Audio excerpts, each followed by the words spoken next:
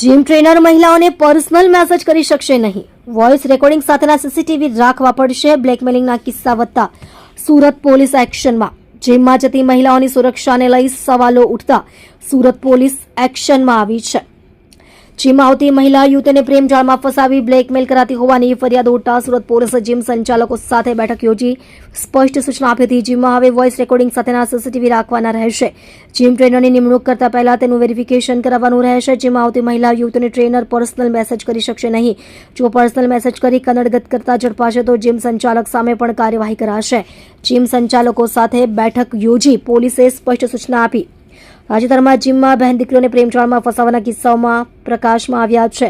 આ ગંભીર મુદ્દે એસઓજી પોલીસ દ્વારા વેસુ, પીપલોદ, રાંદેર, અડાજણ અને પાલ વિસ્તારના જીમ માલિકોને પોલીસ સ્ટેશને બોલાવવામાં આવ્યા હતા. બેઠકમાં પોલીસે સ્પષ્ટ કર્યું હતું કે જીમ એ કસરત કરવાનું સ્થળ છે, અનૈતિક પ્રવૃત્તિઓનું નહીં. પોલીસે જીમ સંચાલકોને વર્તમાન પરિસ્થિતિથી વાકેફ કરવા જણાવ્યું હતું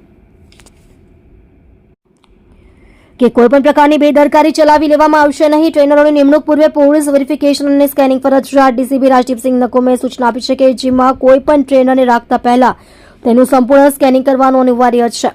ટ્રેનરનું ભૂતકાળનું કેરેક્ટર કેવું છે, તે ક્યાંથી આવે છે, તેની વર્તણૂક કેવી છે, તેની ખરાઈ કર્યા બાદ જ તેને નોકરી પર રાખવા.